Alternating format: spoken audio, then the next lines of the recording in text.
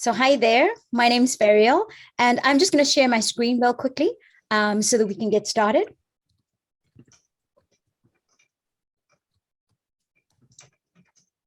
Can everybody see my screen right now? Great stuff. So today I really just want to welcome you all to in the aftermath of COP26, What Now? Eco-Civilization webinar. So COP26 has come and gone. Our leaders have made ambitious commitments, but judging from their previous attempts, they might not be able to live up to those commitments they've made to us, right? Historically, their commitments versus the results that they've produced has not been consistent. And therefore, this has harbored distrust in citizens across the planet. Because in order for those commitments to be realized, they need this unprecedented commitment to personal change in order to divest in more sustainable systems and global collaborative endeavor. All of this, which they have in short supply. Meanwhile, we, the citizens of Earth, continue to deal with the fallout of nested crises presented to us in the form of a global pandemic. And not to mention the recent war in Ukraine, resulting in severe energy shortages and price hikes across the planet. This all in the backdrop of our ever-present climate change crisis. Now, I want to ask you today, can we afford to entrust our fate to a small group of under-resourced leaders? In this talk here today, we engage with thought leaders, innovators, some of my really good friends, and change navigators who hold space in different spheres of life for evolutionary design, so that we can hopefully uncover a few ideas and sense make, navigate, and negotiate our way through this and towards the unfolding of an eco-civilization, or at least of a more eco-civilization. Now, welcome everyone who made the effort today to show up. My name is 𝗲𝗠𝗣𝗪𝗠, and I will be your moderator today. Unfortunately, my co-moderator and the host of the normal Eco-Civilization Talks, 𝗲𝗠𝗪𝗪𝗫, our global chair for Eco-Civilization, is not able to make it today because early in the morning, she got a call asking her to participate in a debate because she's up for her local region to stand as a candidate. And so unfortunately that trumped this talk right now. And yeah, so you're stuck with me today. But I am the G100 Eco-Civilization Country Chair for Scotland. And of course, somebody that is very deeply concerned about where we're heading. And the other part of that coin is that I'm also really hopeful because of people like you in this room at the moment. And I know so many of you, when I was reading your profiles and sending you messages, wow, guys, incredible work that you're doing. And you are the ones that give me hope that we can change the trajectory, or change where we're heading right now. So without any further ado, I'm going to start off this talk by us listening to or watching at least a video on Climate Change 2022 done by the IPCC. So they're going to be talking to us a little bit more about what are the current facts according to the international scientific community. Thank you very much, Natasha.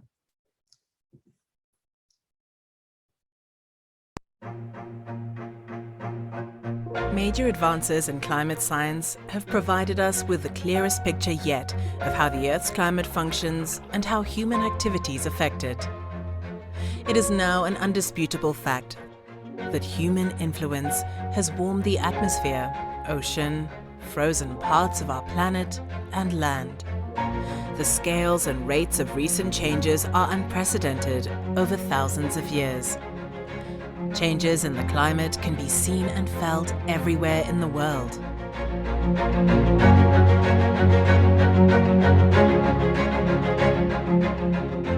Since our previous report in 2013, There have been major science advances worldwide, from observations, from understanding of processes in the climate system, from global and regional modeling, and from insights from past climates. So we have a much clearer picture of how the climate system works, what has changed in the past, what's changing now, and the possible climate futures. This report tells us that changes in climate are rapid, widespread, and intensifying, and that humans are the main cause of these changes. Understanding these changes and the consequences of future emissions will help governments and the communities to make decisions and take actions. To measure how the climate is changing, scientists have looked at key indicators. The average temperature of the Earth's surface over the last decade is 1.1 degrees Celsius higher compared with the late 19th century. Each of the last 4 decades has been successively the warmest on record since 1850.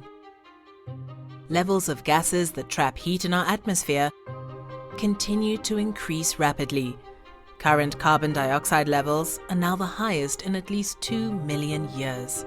They result from burning fossil fuels and deforestation.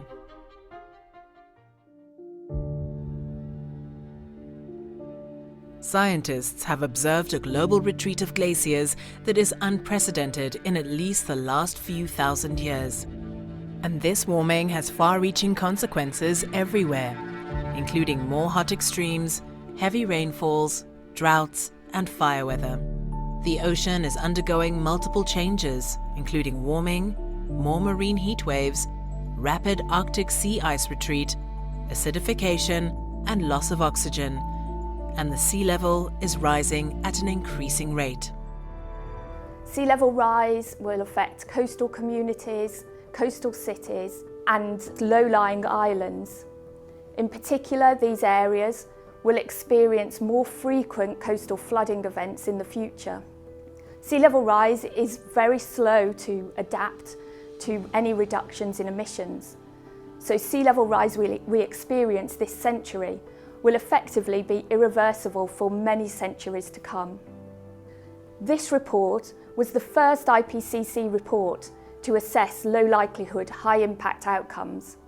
So for example, when we assessed future projections of sea level rise, we considered the possibility of large loss of ice from the Antarctic ice sheet, which would lead to many meters of sea level rise over the next few centuries.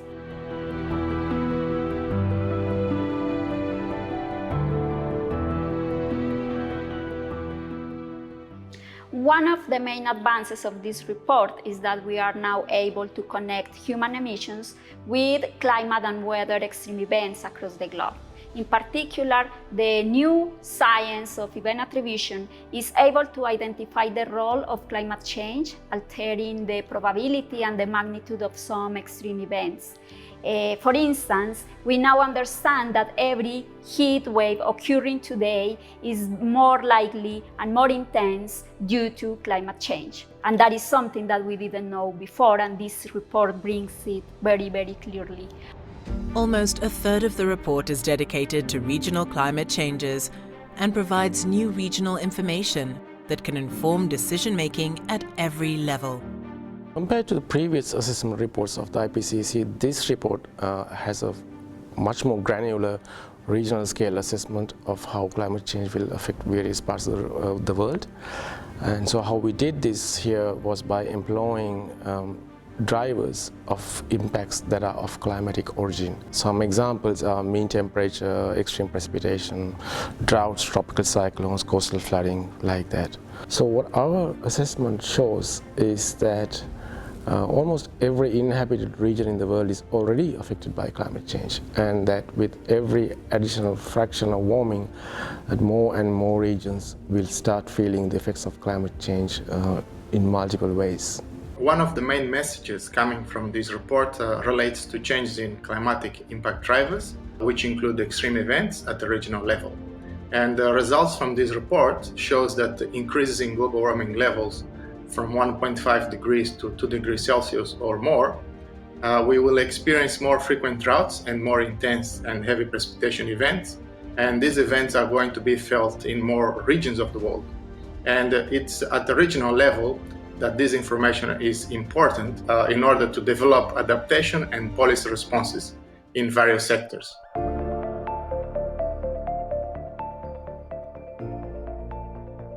One of the big science advances in this report is the improvement made in the estimation of climate sensitivity, which measures how the climate system responds to emissions of greenhouse gases.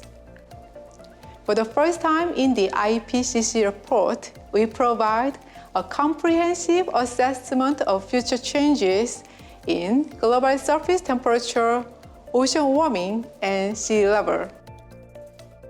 In this report, we have explored a wide range of scenarios where emissions of greenhouse gases decline rapidly, remain close to current levels, or continue to increase.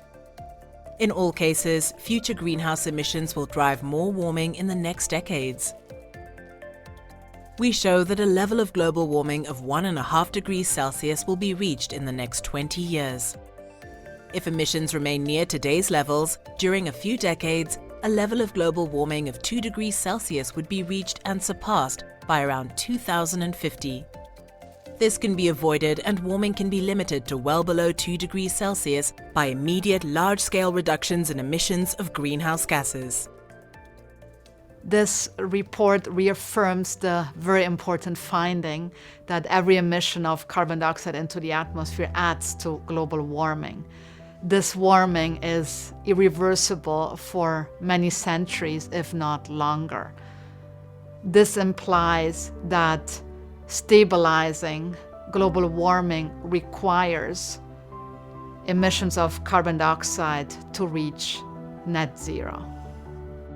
Whether we can stop further warming or not is in our hands. Limiting further warming requires immediate, rapid, and sustained reduction in carbon dioxide, methane, and other greenhouse gas emissions. This would not only reduce the consequences of global warming, but also improve air quality. The climate we experience in the future depends on the decisions we're making now. What we want from this report is to have climate science information broadly available.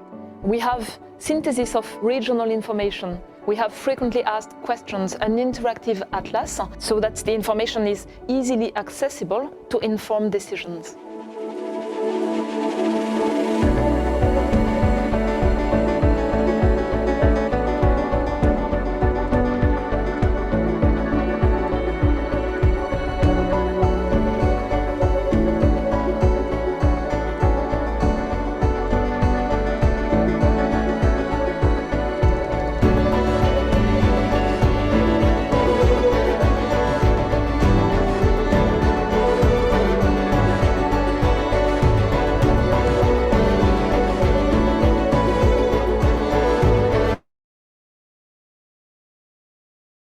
Thank you so much, Natasha, for sharing that with us. So I wanted to bring us all in the room on the same page. Now, I'm probably preaching to the choir here, but I think it is important that we hear the words rapid, together, global, now, all these words are coming out as you listen to this report. And I guess the conversation is then, do we, as I said earlier, as citizens of planet Earth, can we entrust our politicians and those who are leaders right now to deliver this world that we all want to see and want to live in? And if not, then what is that alternative? So that's why we're having this conversation. And first up, I'm going to ask some questions to a wonderful panel of people that we've invited here today. So again, everyone that has joined us since we started, I just want to say welcome and thank you for being here and thank you for showing your support and being part of such an important conversation. Okay, so if you just give me a moment, I'm just going to share my screen again and then we can get started.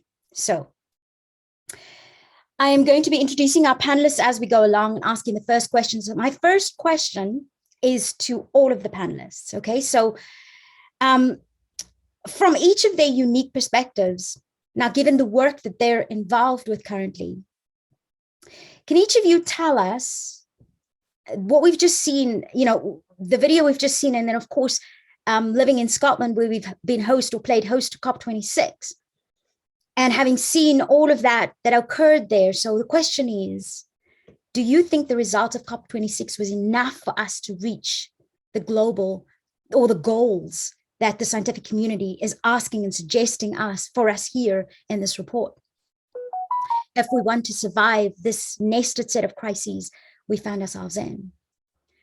So first up, I'm going to ask Dr. 𝗤𝗪 𝗪𝗏, to answer us. And he's a wisdoms seeker, social scientist, and sustainability practitioner.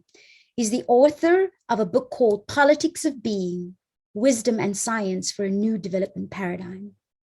And he holds a PhD in ecological economics, and having studied international development, political science, and management, 𝗤𝗪 works in the field of sustainability for the UN and different agencies, private companies, as well as NGOs.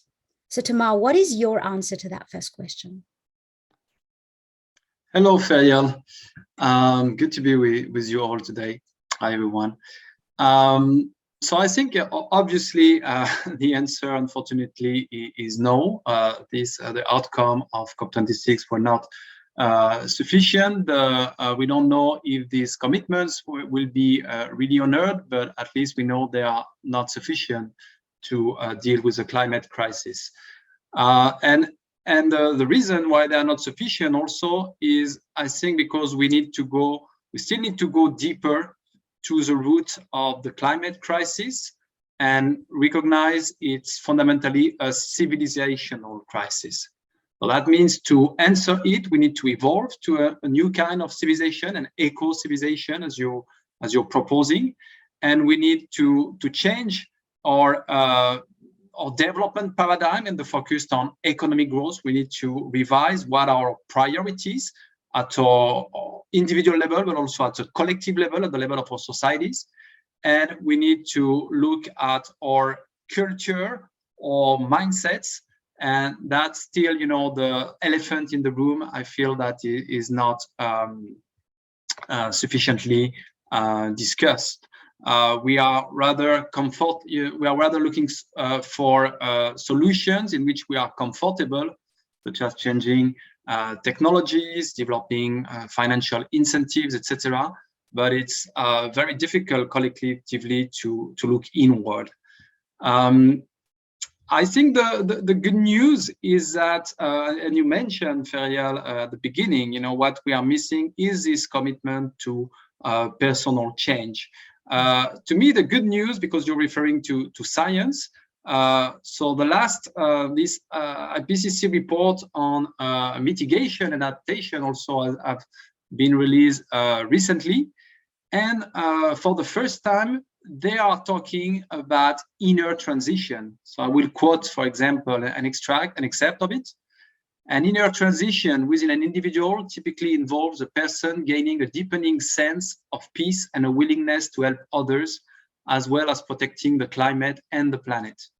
Inner transition can imply that individuals become sympathetic to concerns that include climate issues and values connected to nature. So the IPCC, the science, is starting to point that issue. I think the next step would be to bring that in these international negotiations on climate change and see what kind of policies we need to develop to address this civilizational transformation. Thank you so much for that, 𝗤𝗪. Really awesome. So at the moment, I didn't see if Indra Adnan, our next panelist, is already in here. So Indra, if you're here, would you mind just turning your mic on and letting me know? Okay, if not, I'm going to move on to a question for Hussein. So next up, we have Hussein Isaacs. He's the Director of Climate Change of the Western Cape Government of South Africa. He holds a master's degree in zoology from the University of the Western Cape. Hussein's career started at the University of the Western Cape, where he contributed to capacity building and subtitle marine research programs that has produced a number of very competent natural scientists. And although enjoying research, he took a move to the public sector, namely the Western Cape government, just over a decade ago, and now holds the position of Director of Climate Change in the Department of Environmental Affairs and Development Planning. So hi there, Hussein, and welcome. What is your answer to that question? Hi, Fidel, and hello, everyone. From our side, I would agree with Thomas. Obviously, not from the collective nationally determined contributions, the country contributions that were tabled to the UNFCCC. So these fell way short of us actually getting or restricting the global temperature increase to below 1.5 degrees. We do take some positives away from this as a country, in that the South African NDC was actually consulted throughout the country. So we've got 9 provinces, and there was stakeholder engagements held in each of them to influence what the country was in actual fact going to table. So if it was not for that and the criticism of the country's original NDC, we would not have it's not what we expected, but it was better than what we would have tabled initially. So we are better off in that instance. Also then, just to say, in terms of COP26, from a developing country context, issues around finance, technology, and support are still not clarified. And this is, it's very difficult for developing countries to actually plan if these are not finalized. Similarly, as mentioned previously, from a developing country perspective, the focus on adaptation is not as there's not so much in focus on adaptation as it is around the mitigation space, and this is especially so around finance.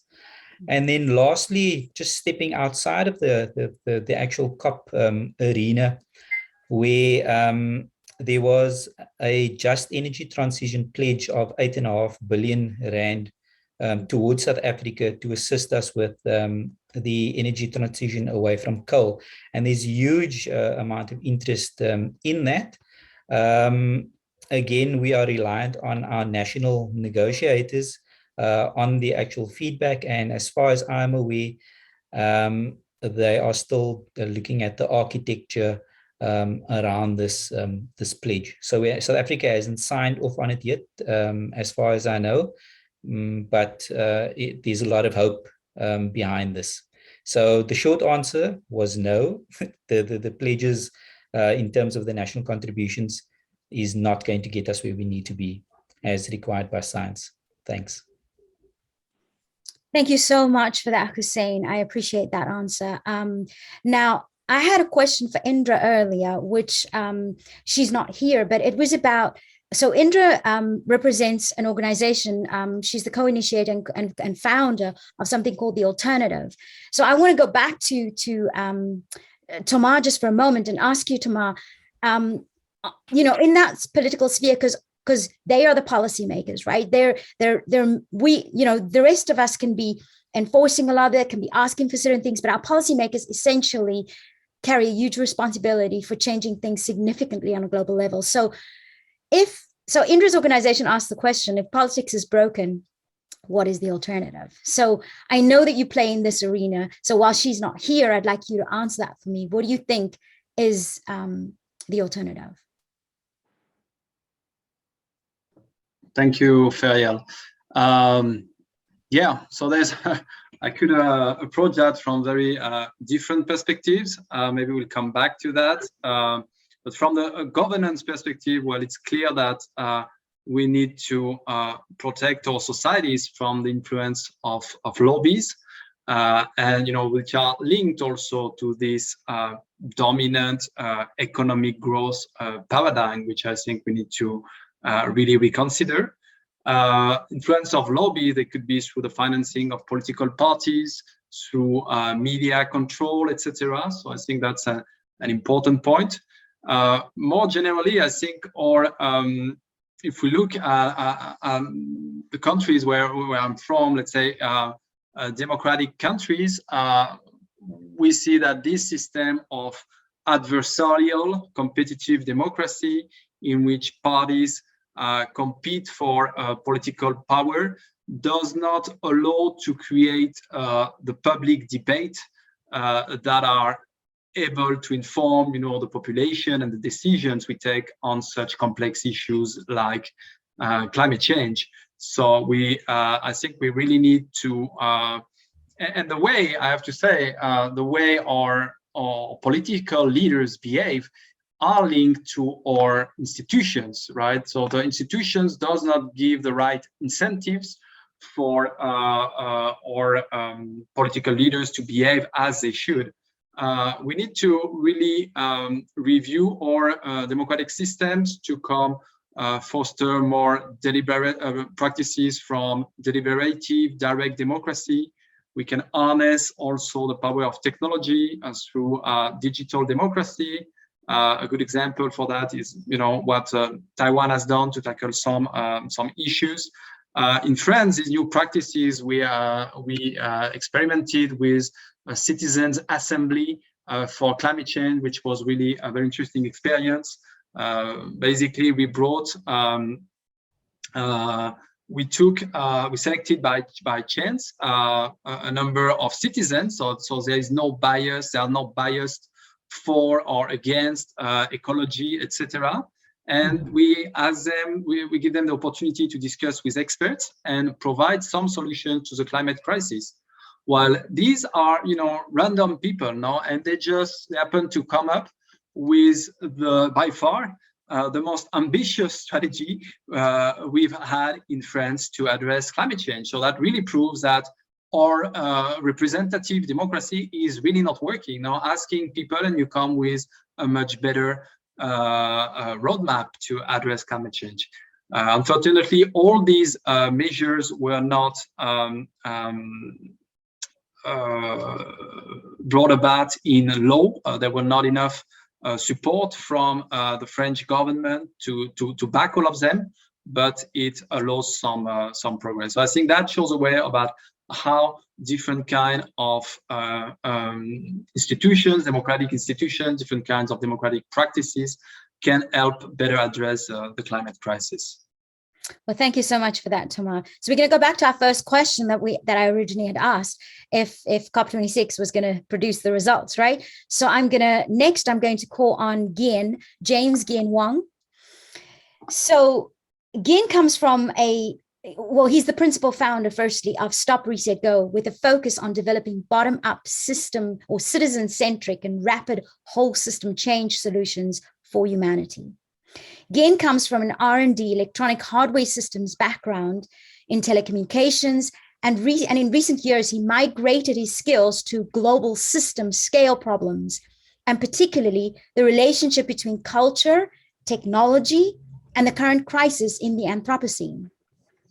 So to that end, he co-founded Stop, Reset, Go, a decentralized, autonomous organization that works in this bottom-up, or to find bottom-up solutions for humanity. So Ghien, what is your answer to that first question? Thanks, Ferial. And also thanks to the speakers before me for the enlightening feedback. I didn't know that the IPCC had included intertransitions, so that's a revelation for me, the latest one. My answer in a nutshell is I kind of echo what Professor Kevin Anderson says, that the current IPCC strategy relies quite heavily on what are called negative emission technologies. And these are technologies that basically do things like suck the carbon out of the air. And they are completely untested. And this kind of technology requires, in Kevin Anderson's estimation, decades actually scale up. And we don't have decades, we have years, less than a year. In my presentation that you'll see upcoming, the UN chief recently said that to actually hit 1.5 degree and stay under it, we need to actually start peaking now. And if we want to stay under 2 degrees Celsius, we have to peak in 2025. So, wow, that's a lot of that's very compressed time for action.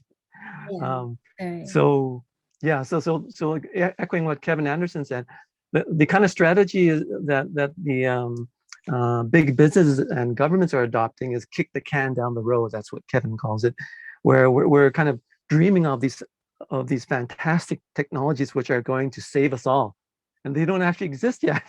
And to scale to a planetary scale is like it's never been done before. With technology, it took a century for fossil fuel systems to scale, but about a few years. It's pretty unrealistic. So it's kind of baked in to the existing approach that if we take this approach, then it gives us an excuse not to actually do the things we need to do. To actually reduce our consumption and make all the hard decisions. Like invest in regulation and controls and get off of fossil fuels immediately.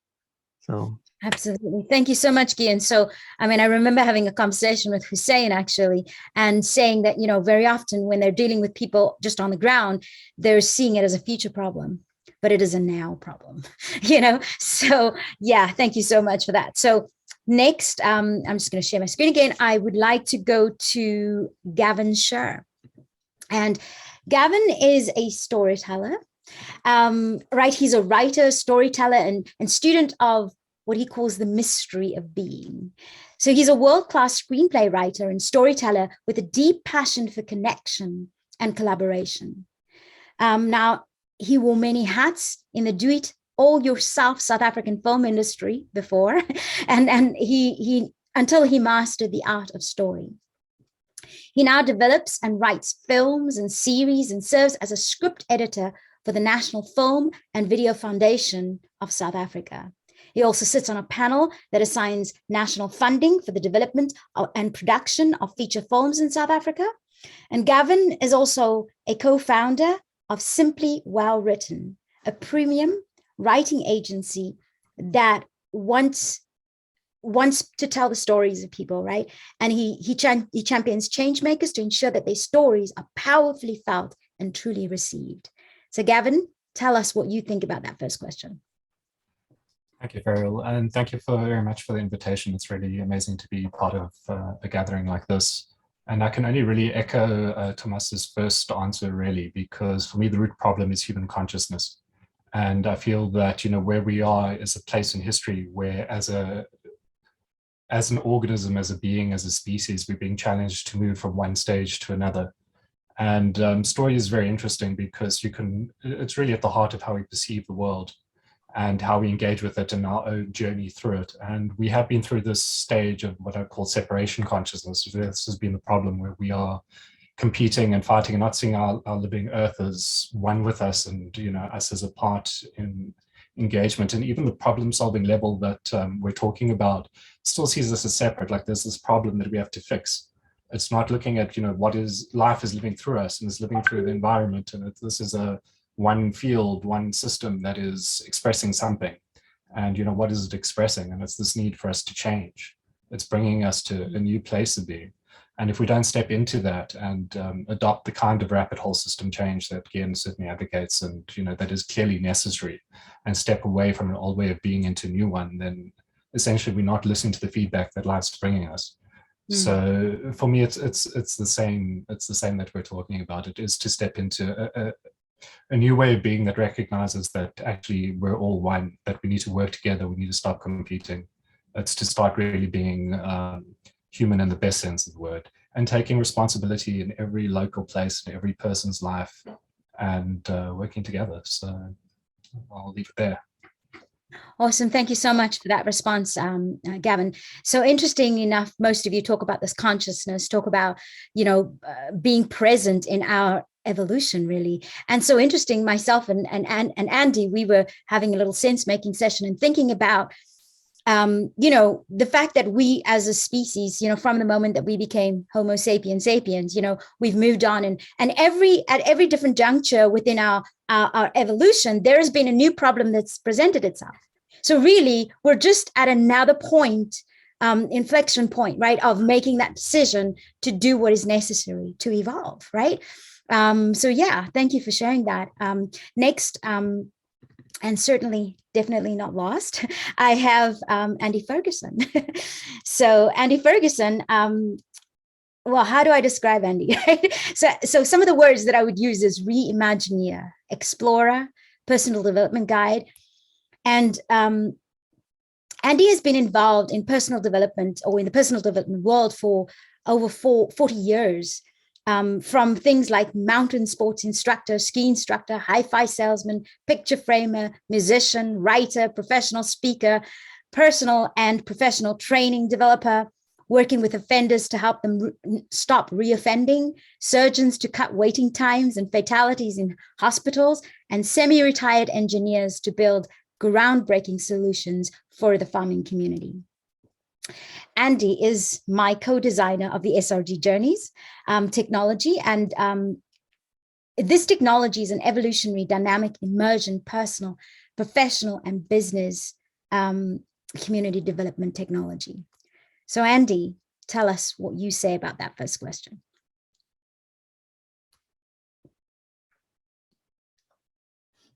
Andy, you are muted, so you're going to have to unmute yourself and then start again. Oh, there you go. The best way to plans a mice and men, huh? So yeah, thanks, Ferriel.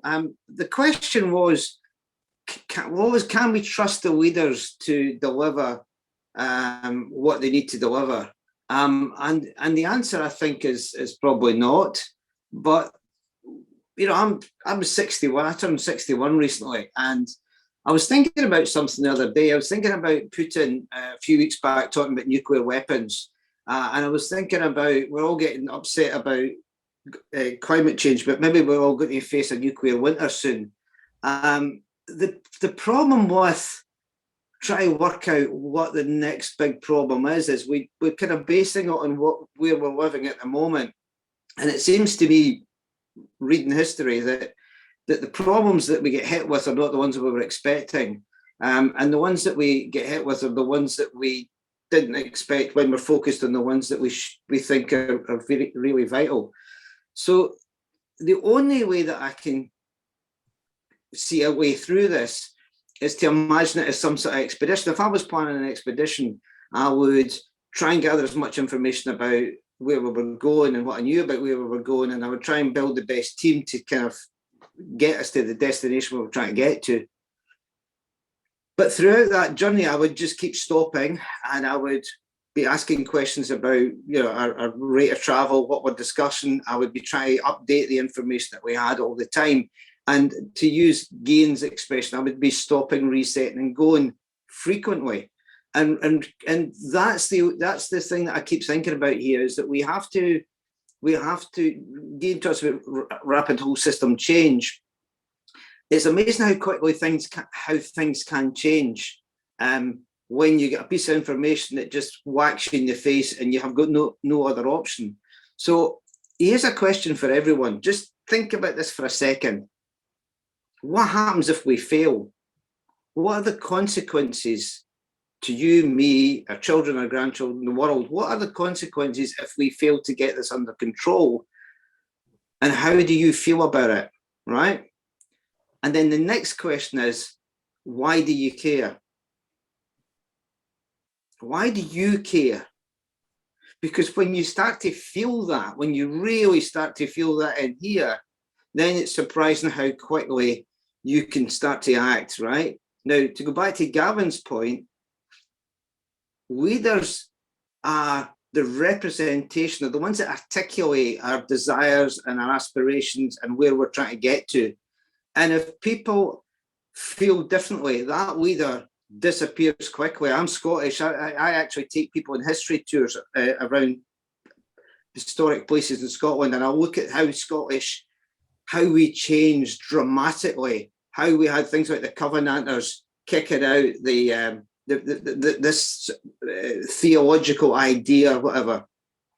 And what I've seen is that human communities can change in a heartbeat. They can change their direction. They can change where they're aiming for. And if you get the story right, if you can hit people, if you can connect with people powerfully, it is amazing how they will change their paradigm. And I know I'm jumping the gun, Ferial, but the work that we've been doing is all about taking people through a process that shows how quickly you can change your paradigm. And when enough people change their paradigm, it is amazing what the human race can accomplish. So I'm not worried about the leaders. I'm worried about us accepting a new paradigm. And once we do, and how you guys actually get that out, how you get that out there, how do you get people to go, all right, we have to change? Because I am never surprised by how quickly people can change. And once people change, everything changes. Thank you, Andy. So what is interesting about that is you said something about our leaders represent how we feel. But according to some latest research, 2% of people actually have a voice to our leadership. 2% of people are involved in community activities that allows them to tell our leaders what we feel. So what is happening with 98% of us, right? So this is interesting, and why we perhaps need to rethink our politics and how we organize ourselves. So my next question is going to be to 𝗤𝘠𝑚 again. And 𝗤𝘠𝑚, I'm asking you from an ecological economics perspective, and given the research and work that you have done throughout your career, how do you think we got ourselves in the midst of this polycrisis? You know, that feels like we threw a ball of yarn in the sky, it fell on the ground, and now we have a whole big mess. And no matter how we pull at it, it just becomes messier. So how do we get here? Sure, Ferial. Well, I think we all are quite aware that somehow this has to do with our economic system and or I would say even our development paradigm, which is focusing on economic growth and our material conditions. And this is and we have improved, you know, our the last, let's say, 2 centuries, we have greatly improved our technological capacities to change, to modify, you know, the Earth. But we have grown our power, but we have not at the same time invested in the kind of inner development that we would need to be able to balance and use this power wisely. So, and this development model is itself historically comes from the West and a specific worldview, mindset, culture, and a certain set of values that we can, you know, most important we can identify: materialism, individualism, reductionism, anthropocentrism, all of that. And as Gavin said, no, they together form a narrative that we can call with Charles Eisenstein the story of separation. So and this is this culture, these values that we need to evolve. We need to evolve the cultural, the philosophical foundations on which our societies are built, because also this modern mindset culture has spread throughout the world. And if we need a new development paradigm, which I believe should focus on being instead of having, then we need to invest to also change, you know, or evolve our culture, evolve our civilizations towards what also Charles Eisenstein called the story of interbeing, and which would be based indeed on some a new relationship to the world that the new scientific finding in many fields are making possible to evolve our worldview. Absolutely. Thank you so much, 𝗤𝘠𝑚. So much of how we see the world, like the narrative we create, is based on the language we use. And very often, like you just said, you use the word interbeing. So perhaps we need to start rethinking, are we human beings or are we indeed human interbeings? So in my circles, we actually speak like this now. We don't talk about human beings anymore. We talk about human interbeings. So for the rest of you, remember that, right? Because we have these interactions with everything around us. So thank you, Tumar, for that. My next question is going to be it was supposed to be again, well, it's for you again, Tumar. So I'm going to just throw it at you. So in your book, The Politics of Being, what are some of the key factors you suggest? So now you've mentioned a little bit to us now already, but can you focus in on some very key factors that you suggest we pay attention to in order to put ourselves on a different path? So very specifically, what can we do? What do we need to address? Sure. So very specifically, this is a civilizational transformation. So basically, we need to relook at how our societies are organized in all sectors. And in my book, I have I'm talking about 9 sectors, and showing that the good news is that there are already existing examples of public policy in all these sectors that can embody this new development paradigm I call the politics of being. I've talked about a little bit about governance already. Of course, our education systems are also key, and they should really teach us to become real human interbeing, as you said, rather than just fill our brain with knowledge. But if I look more specifically maybe to this paradigmatic change in the field of nature and the environment, I think the real paradigmatic change is to recognize that, as you said, to me, in the politics of being, I mean, this is for all living beings, and the notion of human being is also limiting, because it feels like we are somehow disconnected from the rest of living beings, and the earth itself is a living being.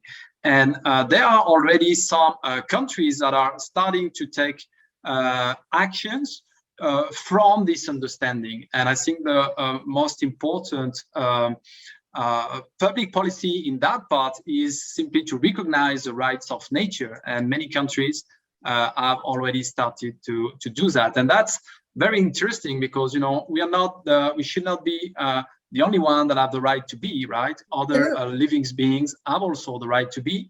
And that leads us to important questions, like when we decide to, I don't know, let's say build a dam on a river or something, do we really need that dam? Do we really need that hydropower that will come out of it?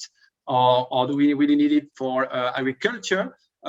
What do we really need to be and to be well? So I think that's a fundamental question that that at some point the justice systems may have to decide upon, to arbitrate between these different rights. Interesting. Thank you so much, Tumar, because I like what you said. What do we need? Not what do we want, right? Because when you live in a culture where we just think everything is just endless and resources are endless and we can just do what we want, we land up in the Anthropocene where we find ourselves today. So thank you so much for that. So my next question was for Indra, but I don't see Indra here. She must have had some challenges. So I'm going to just move past that and head to Hussein. And Hussein, I asked you onto this panel because I also coordinate the South African Chamber of Commerce in Scotland. And recently I attended a talk at the chamber where your Premier of the Western Cape, which is your boss, he was one of the speakers, Alan Winde. And I was really impressed with him because what he did was he talked about how he, over the holidays, that was just before Christmas, over the holidays, he'd picked up a book by Dr. Ian Golden. The book was called Rescue: From Global Crisis to a Better World. And that book had inspired him to make some real changes. Now you get to obviously experience a lot of that, but he was inspired anyway. Whether he's doing it or not is another story, but he was inspired. And I like that because he was trying to take some action, right? And he then said just before the Christmas time, when guys are going on a break, he bought some of this book, or he bought some of these and gave it to some of his cabinet. and then subsequently asked them to read that over the Christmas, make it the Christmas reading. And now, several months later, of course, after all of that, what I want to know is, what are some of those key policy changes that you, as the Environmental Minister for the Western Cape region, are looking to propose in the way that you govern that is different from before? Thanks, Fidel, and thanks for that promotion to minister. I'm not the minister, but yeah, no, Alan Winde is very much instrumental in, or as a political leader, really backs the climate change agenda back home.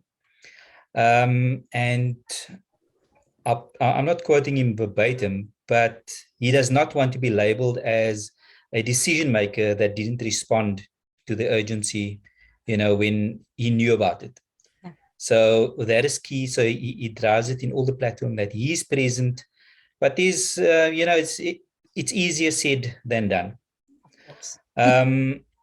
Just in terms of the policy changes, climate change in the Western Cape is not new. It's we've known about it since 2008, where we developed a strategy. But the main strategy that we tried to implement was back in 2014 that we pulled together. And you spoke about Dr. Ian Golden. He was actually pulled in. We were asking ourselves the question as to why this policy that was cabinet endorsed. So each of, and this is not Alan Winde's cabinet, it was the previous premier, which had signed off against it, did not implement it as broadly and as widely as they should have. So there was lots of questions being asked, and we didn't want to ask it ourselves. So we actually got an independent consultant to review this on our behalf.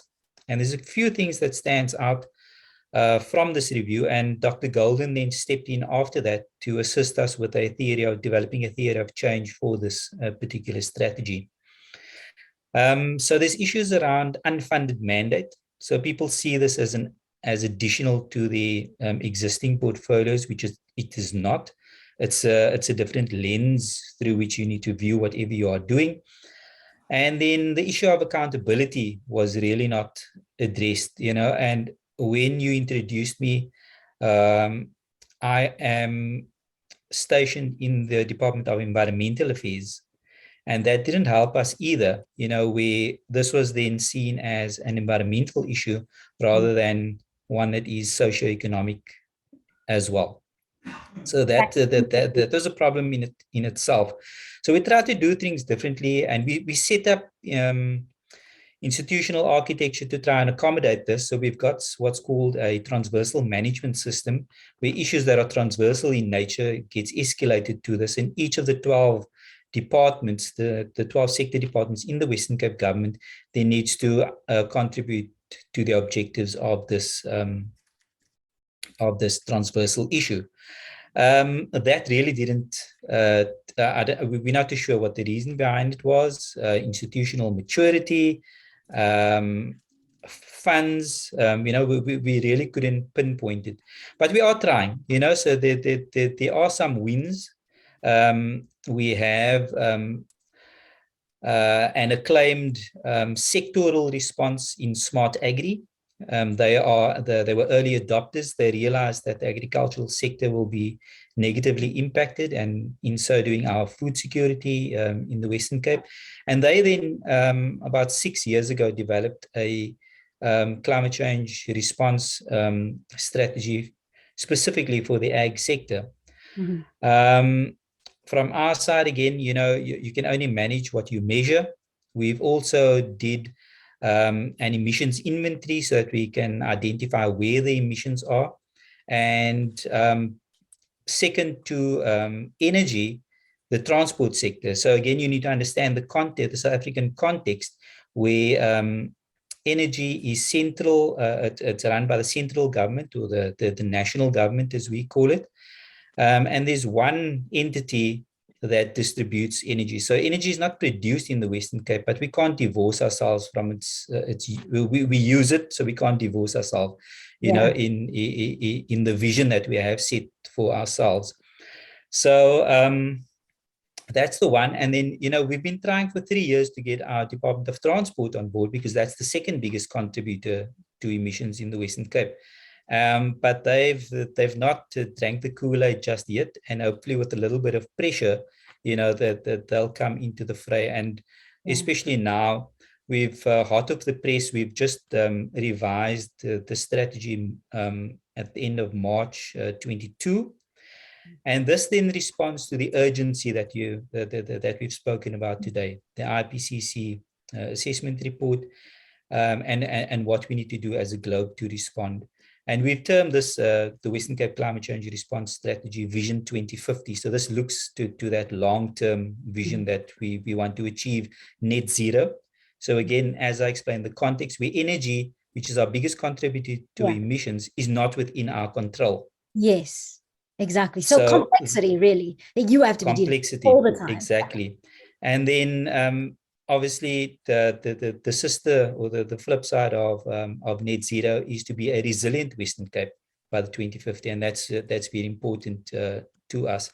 So what we did differently, and this is taking in from that review that we did, is that, and this is now, I suppose it's novel for government, because you are supposed to write policy for yourselves, but this is a policy that's written for all residents within the province, whether you're a business, civil society, you know, and the term that we use is that this document is or was supposed to be co-created. So we provided the platform. Whether it was taken up by those sectors is another story. You know, so again, you know, it's not about pointing. It's not about pointing fingers. You know, the platform was made available. It's whether you stick your hand up and actually, you know, make use of the opportunity that was afforded to you. So we tried to co-create this, and it's a document that will remain dynamic. You know, so people can still input into it. But importantly, this year, so our financial year runs March to April, is to develop an associated implementation framework. So that's the crux, you know, that's the active side, the implementation side, the more exciting side of climate change response.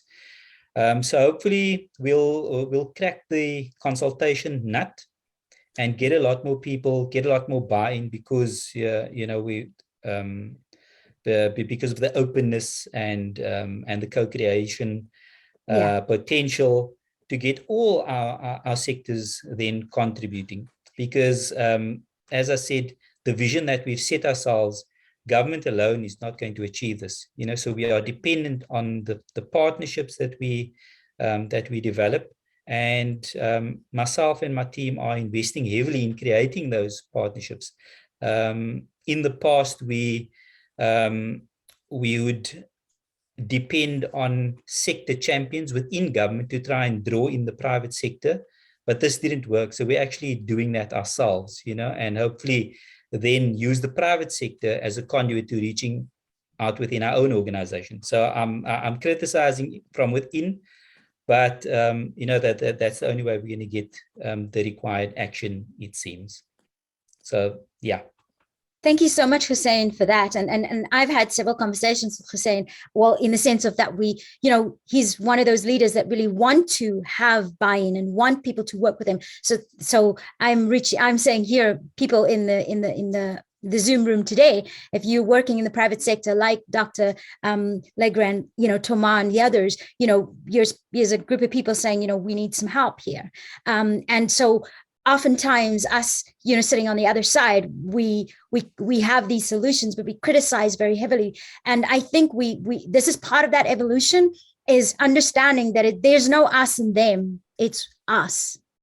And if we help with that process and that internal change and help people everywhere, everyone needs to have that internal change and come together, collaborate, find ways. I know people, everybody's seeing the problem. It's just that we lack this ability to find ways to collaborate on a different level now. And that's what's required. That is the evolution right now, is how can we collaborate on a completely different level. So Andy Ferguson, I have a question for you. Sorry, Ferial, just to let you know that Indra joined. So if you have any questions for her, you can count her in. Yes. So okay. Thank you so much. And welcome, Indra. So having listened to what the others have now contributed, and because of the work that you and I do, because we work very closely together, I know that a huge part of our work involves provoking people to a deeper understanding of perspective, and how that plays a role in navigating this incredible complexity that clearly Hussein has just mentioned, that we have to negotiate our way through, even as policymakers, again, with Hussein talking about this. So this suggests that our approach cannot always be this cut and dry approach. So tell us a bit more about how understanding perspective perhaps helps us negotiate our way through this a lot better. Is that addressed to me, Ferial? Yes, that's to you, Andy. That's to me. Okay, so one of the things that occurred to me listening to everybody, and by the way, I blame your countryman, Thomas. René Descartes is the big one for this, right? I think, therefore I am. So what about feeling? What about feeling? I think so. I'm just this rational machine. That's kind of Cartesian thinking, but the reason I bring this up is I was involved a few years ago. I wrote a book. It was a story in my mid-40s about how I was trying to navigate through my own life. My life was in a very strange place in my mid-40s. I was starting to become a minor celebrity. I had a book out. It was a personal development book. It was full of stories. Loads of people liked it. I seemed to be quite a good storyteller. And I wanted to make the world a better place. And I thought if you got people motivated and excited enough, it would happen, right? It would somehow magically happen that people would listen to me for 45 minutes on the stage, get all excited about their potential and our potential, and lo and behold, amazing things would happen. And being a speaker, I was invited to work with and collaborate with different disparate types of groups and people. And one in particular, I found very interesting, which was I worked with a surgeon down in England who had taken his waiting time. So if you imagine that you are, you've got a problem and you go to see your doctor and he refers you to this clinic and this clinic and this clinic, and eventually you see the surgeon and he performs surgery on you. The waiting time or the lead time through that whole process was about 49 weeks, and he took it down to 7, right? So he had taken this process and somehow transformed it. And the way that he had done it is he basically asked every single person that the patient encountered what their big issue was, right? What their issue was, not what the patient's issue was, not what the system's issue was, but what their issue was, right? So every single person that had an influence on the patient's journey, their experience, he basically asked what their problem was.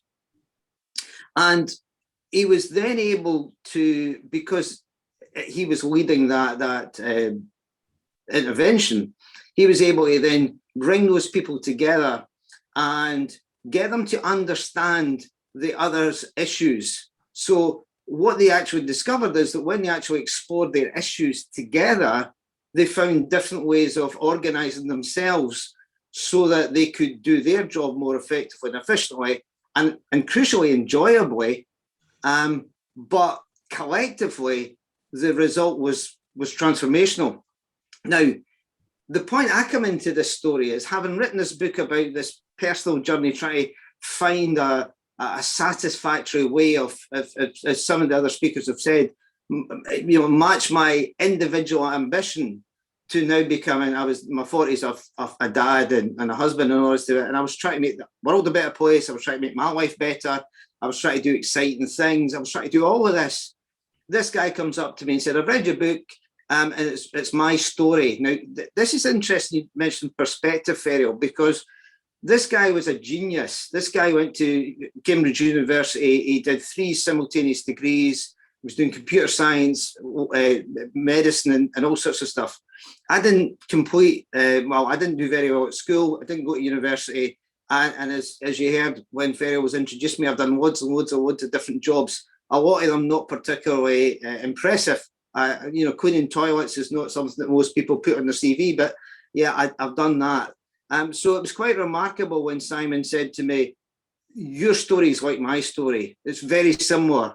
And what he meant with this is that I think within all of us is this desire to do something with our lives that's good for us and good for other people.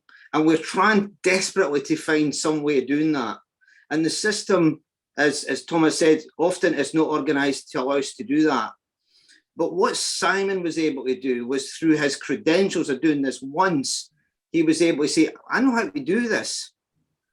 What Simon lacked was the personal skills, I don't know what you'd call it, to go out into the world and say, come on, we should do this. Because he was a professional and because he was in a profession, he had to follow certain etiquettes. When he's working in a hospital, he can't ruffle too many feathers. He's got to work within the system. And so actually, he couldn't get very many people to adopt what he wanted, what he thought was obvious. And so he paid me quite a lot of money to come in and do that ruffling. And I did what I went in and really made a song and dance about it and said to people, why don't you want to try something different? Why don't you want to get off your arses and just do something instead of putting up with the status quo? And a small group of people put their hands up and said, yeah, we want to do that. And what we did over the course of 6 months was we discovered that everybody wants to go into their work and feel good about the work they're doing. Everybody's got an idea about how to improve it, but very few people know where the other guy down the street's got the problem, right? And so when we got everybody together that was in a particular area of that hospital, so this is an area, these people put their hands up and said, we're going to do something.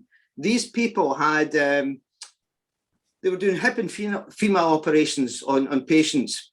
And what they discovered is that if they just got together and said, we want to do our job better, we want better results for our patients, they actually discovered that they didn't even know what they meant by that. What does it actually mean to do better for your patients?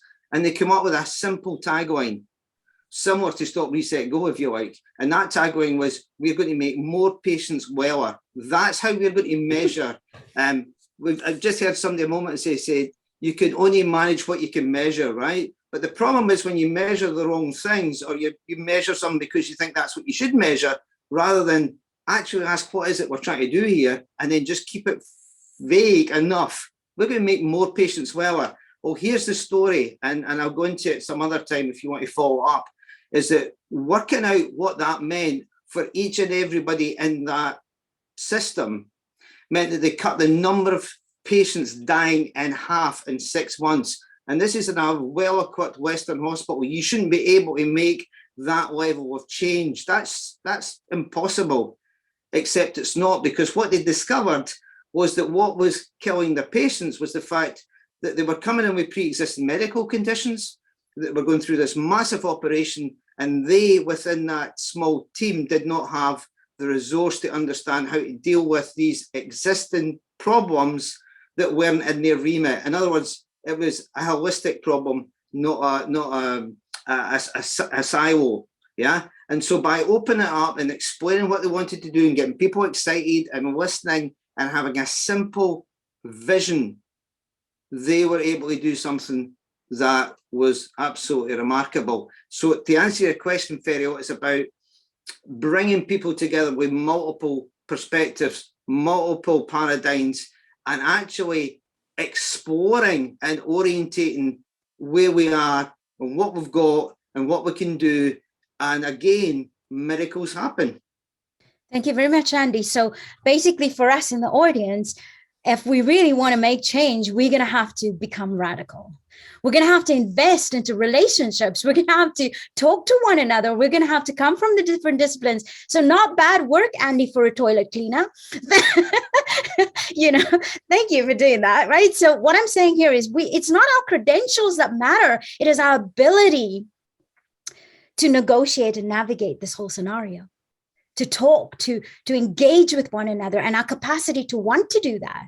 So I guess my challenge to you here in this room, every one of you, panelists, me, every one of us, how much are we investing in that? How much are we talking to one another? And how much are we really desperately wanting to move this forward, and not just, okay, I'm in my little corner in my silo doing my thing, and I think I'm doing a brilliant job. And you probably are, but you're not making much impact. Donella Meadows, the late Donella Meadows, anyway, she talked about leveraging points, you know, and she wrote books about this, and she says there is no shortcuts. You have to do the work, right? So relationships are our key here. So my next question, I'm just going over here. So my next question, I want to just go back to Indra for a minute. So I'm going back. And Indra, initially, you know, I'm not going to have time now to introduce you, but they will put your, you know, your credentials in the chat box. But Indra is the co-founder of something called The Alternative. And earlier, 𝗤𝗪 took the question that you weren't here to answer, and he spoke about what could be this alternative. But I want to ask you a question about let's make it practical, right? So Indra, 𝗤𝗪 explained very beautifully how the alternative could look, but I want to ask, how do we realize this alternative? What do you think, in your opinion, how can we practically, every one of us sitting in this room, every one of us out there, actually realize this alternative? Okay, so thank you, and apologies for being late, because I clearly got the wrong timing. I'm in the wrong time zone, and that's an issue of organization as well, isn't it? And so I won't really be able to respond to ~𝗤𝗪, because I'm afraid I didn't hear what was said. I know, but he kind of took a lot of the issues that I know you write about in your book and all that. Just about what it could look like, right? Yeah. And so what I'm asking you is what is the responsibility for us? Well, how can we respond in really making it practical? Yeah. So just to give you a little bit of background, that 5 years ago, after a career in sort of conflict transformation, and then looking at what is soft power, and going into politics, and standing as a politician myself, that's the sort of history. And the question really was always, you know, where is my agency and where is our collective agency? And now in this era of permacrisis, as I'm sure you've been describing, you know, how does that translate? And what the day that we decided, my co-initiators and I, to start something new was the day, in fact, that Jo Cox was murdered in the UK at a week before the Brexit referendum. And for us, that really emphasized not only the powerlessness of citizens generally, but the action of this old political system that divides us against ourselves and makes us very powerless. So this idea or this narrative around us being powerless has to be challenged, mostly because if we're not challenging it, we are vulnerable to being manipulated even further all the time by existing power systems. So if we want to not fall off the cliff, we need to find our agency and steer it away from the cliff somehow. And so we started by really looking at what was happening outside of what we call the 2% narrative. Now that means only 2% of people are members of political parties in this party political system. What is happening in the 98%? And over this period of 5 years, we've been tracking and observing and reporting back as systems conveners, you know, what has been going on. And what Andy was just describing just now is what we also observed, that there's a phenomenon over the past 3 decades, because of the birth of the internet, there's been this phenomenon of individuals suddenly finding themselves, you know, massively and radically connected to each other, to information, to possibility, to ideas, to competing narratives. And what do they do with this, new, this new way of being, in the public space? And what we've seen is that increasingly people have started to try to work together, simply to reclaim this idea of their powerlessness. So all over the world, but I was observing from the UK, what we call community agency networks have been forming everywhere. So you would recognize them as transition towns, eco-villages, mutual aid networks, municipalities. They all take different forms, but we gave them this generic term, community agency networks. So once you start to give them this generic term, then you can see the possibility of them connecting to each other and having an impact, particularly from the perspective of soft power. Because if there's a coherent citizen's voice or coherent people's voice, even, I'm going to go beyond citizen and say a coherent voice of the people, then it does have an impact on the hard power that currently controls the way things are done and holds us all to ransom, really, to the growth economy and an elite that doesn't really care enough because they'll never suffer in the same way. So this building of a coherent people's voice coming down to active community agency networks is a possibility for the shift of power. So what is this community agency network in reality? It's very much what you were, and I imagine in this space you've been evoking, but it is not a set of rules or a set of actions and that are already in place. It's not the old idea of educate and follow. It's not some top-down prescription. It's more how people move into relationship with each other, exactly like you're saying, what emerges from that relationship, what comes alive in that community, and then what decisions are made about the future. So there is a sort of a process for that helps communities come alive in this sense. But most importantly, when they overcome their binaries, when they overcome their polarity within a community, they're moving into relationship with each other, cosmolocally, right? So it's not flat and irrelevant. It's completely connected to a whole global resource of ideas and solutions. Then what can happen? So it's opening space. It's allowing for previously excluded intelligence to start to inform that space, but to find shared agency and to build narrative. So as all of this is happening, and it's not really under the control of the current system. It's sort of happening almost in many ways below the surface, or it happens in social media space rather than in the in the government defined institutions. But it has immense promise, and anybody can join and be part of it and find that they have their own possibility to be themselves in that space and contribute in a way.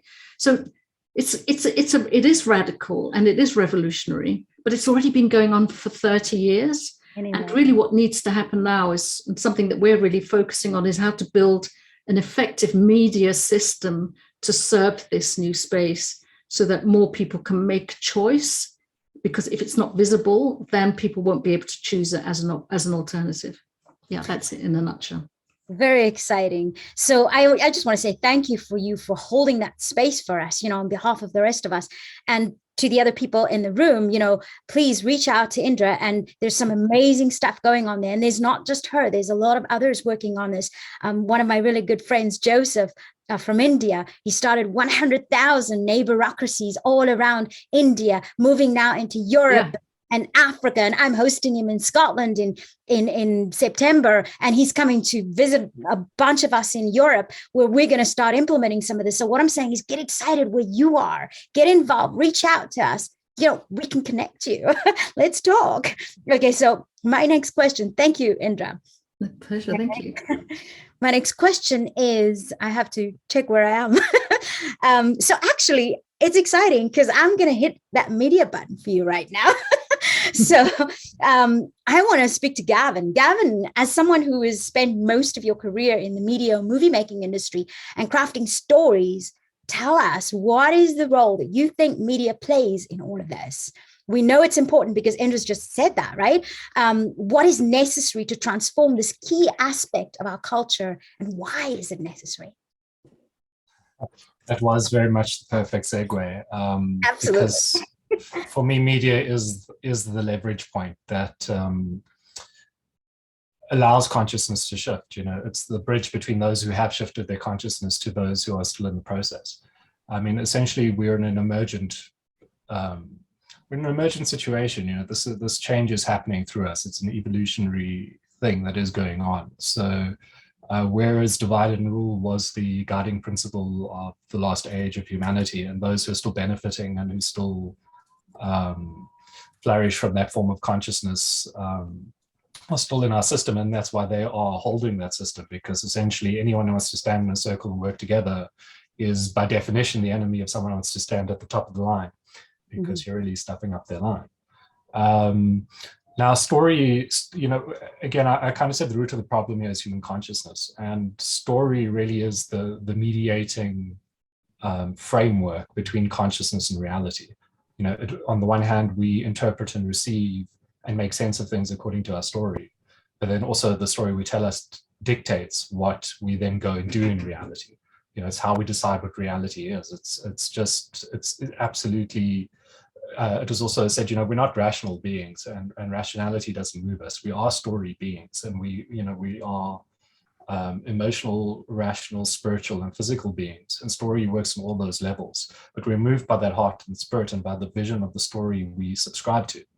So the big problem is essentially we have had a media that has been a tool of propaganda, you know, one way or another. You know, we have got a media that tells stories to create a confused consumerist culture. You know, confuses us about the truth of reality. Our stories don't model the truth of reality. They try and help us escape from it. And often, you know, they give us images and models of a life that's not really what it is. So we don't really see ourselves mirrored back. But beyond not showing us what it is, it doesn't really show us what it could be. And there's very few stories that really model the change. You know, very few heroes that are, and even the hero's journey is something I have a huge problem with, but I won't go into that. But essentially that is the story of suffering. It is, you know, life beating you to become conscious of an unconscious flaw, and then basically having to destroy you to get rid of that ego so you can just grow a little bit. And I think we're moving to a new archetype, which I call the healer's journey, or the healing journey, because it's no longer just a hero, it's us. It's us healing as a people and as a being, as a species, and a planet. So we do need to shift those stories. We need to move from stories that are about, you know, the one person alone trying to rescue something, and that's not really mirroring back what we're becoming, to stories that are collaborative, that look at essentially a show as a showing. So, you know, showing what's actually happening in rooms like this, showing what's actually happening, you know, by the people who are making the changes, by the people who have done the work. We need to be there so people can, one, remodel themselves and realize more is possible, and to realize that they're not alone, and to feel it and to see it and to learn from it and to grow from it and be inspired by it. You know, like if one took just Ecocivilisation as one of many potential examples, you know, here's a group of people who are up against, the stakes are as big as can be, you know, the survival of the human race, the obstacles are massive, and they're coming together. Will they succeed? I mean, what a story. And more than any industry, film is and media is very open to disruption, to bottom-up disruption. You know, all the conditions that shape those industries have shifted because of technology. And the conditions are such that it would be quite easy to start rethinking media. And that's been a big part of my journey. So yes, I think that does answer the question. I know we're tight on time, so maybe I should So let me ask you another one, and that is, what are some of the things you're involved with right now that is those disruptive things, right? And I mean, I know myself and yourself and some others, we're talking a few various different projects as well. We're looking at things. So even people in this room, if you're involved with media or others, who are involved with it, get on board and let's start talking about how do we, because it's a leveraging, it's back to Donella Meadows, it's a leveraging point, a huge one. And we can support everybody else in the room for, changing that narrative. Right. So Gavin, tell us, what are some of those things that you're involved with? So for me, the root challenge here is, as a filmmaker, is essentially to create film content, to create like high quality media content that can compete. You either need a lot of capital or you need a lot of collaboration. And today, most of the filmmakers have their own tools, and the real problem is time. And then also being able to access other expertise when you need them. So I created it didn't create it, it unfolded in a certain way, a film collaborative with about 50 filmmakers here who are all dedicated to supporting one another. So we have started with a short film collaboration where I'll help with development, for instance, and someone will provide equipment and another person will be a cinematographer, and we'll just collaborate to create content and then look at group marketing and group, what do we do with that content? But in my own life, I'm also moving to a village where there's a whole bunch of filmmakers who live, and it's I guess, exactly what 𝗓𝗓 called it, what community agency, something around that. And there, I want to build a community model for media. We can create, a whole bunch of different shows in one place. That's an amazing thing on our own with very little funding. And with all of this, one can scale from like no budget to real budget. But so it's for me, it's again, there's something happening. And for me, Absolutely. It's been my life calling. I've always knew a lot of what we talked about as a child. It was always in me. And so looking at story and rethinking how story works, because I think reimagining stories has been a big part of my own journey, coming up with new ways to tell story and new stories, ideas. Like I'd call this a reality improvement show. There's like an Ecocivilisation show. It could be anything like that, where something really good's happening and there's articles to turn into a reality improvement thing. And you bring the eyes there, and you bring the the funding or whatever through the eyes, but also. I guess one thing is the one point I'd really love to explain, like really critically, just how important the story really is essentially, we're in a quantum world where consciousness is actually affecting matter. And the stories we tell ourselves, essentially the stories that manifest. So I think it's already been picked up a few times. We have to change that narrative. By doing that, everything just feel in time shift into place. Excellent. So for those involved in film and media, let's talk. We're thinking right now, Gavin and I, of something where exactly what he said, where CNN, BBC, all of these kind of things, we're always hearing all the bad stories. Now, they are still happening, but we also need to hear the other side. What are we doing? What is great? What about all of the projects just represented in this room, So that's our mission right now, myself and Gavin, is let's talk, let's tell about it, right? And see what happens, because then when you know about it, then resources can come towards that, because maybe we can't manifest everything at the same time. But what if we could manifest them one by one by pooling our resources, right? So watch that space. And my next question here, 1 second, I've got a lot going on here. So my next question is going to be for Gin, actually. So Gin, you're involved with rapid whole system change. Now, the question I have for you is, you talk about bottom-up rapid whole system change, and that's, you're an architect in that sphere. So given what your fellow panelists have just contributed to the conversation thus far, why bottom-up and why rapid when it comes to system change? And of course, right at the beginning, we heard some of those words being told to us by the IPCC report we watched. So tell us more about that. Thanks, 𝗓𝗪. So rapid, there's no need to explain that.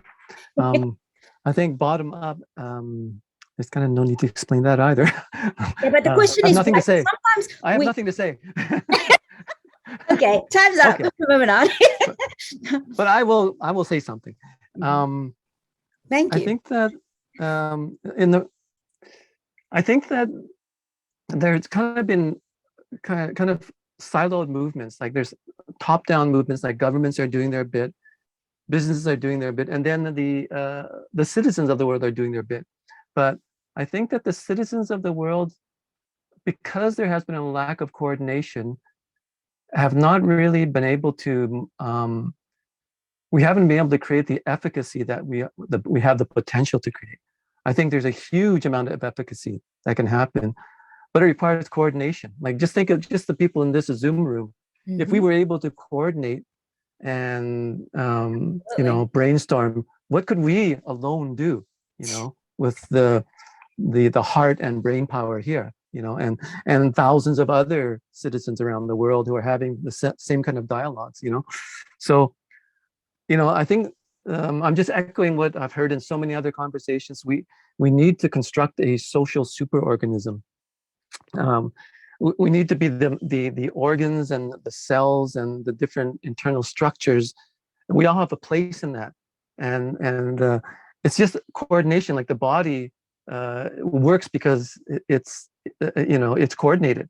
If we didn't have you know, the cells that bind the body together and systems to coordinate delivering food to the different cells and so on, it wouldn't be a body. We wouldn't exist. I mean, the human beings we ourselves are superorganisms at one level. So I think what we're kind of tacitly moving towards, like Paul Hawkins said about the movement, the world's largest movement that has no name, we are kind of trying to merge this bottom-up social superorganism, because it's kind of like we're all asleep right now, and we haven't kind of realized the potential that of the agency that we all have if we coordinate it, right? So, and I think Indra mentioned that, Thomas and Gavin, we're all talking the same language, you know, and so I think that's the key, you know. How do we get out of our silos? How do we value the unknown, value the thing that we're afraid of? Because it's going to involve, you know, each of us letting go of the thing that we've been working on for so many years and a lifetime, and saying, I'm going to throw it into the pot, you know. I'm going to take a chance because there's something great that can come out of that, you know.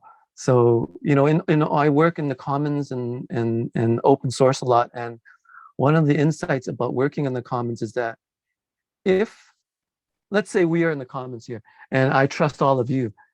If I trust you, then I will share my best ideas with you. If I don't trust you, if there's any hesitation, I will hold back on that idea because I've been burned before.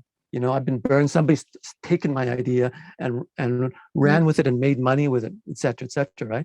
But if I trust you, if there is a sense of trust in the community, that allows us to share our best ideas, you know. And it's only when we share our best ideas that magical things can happen. Absolutely.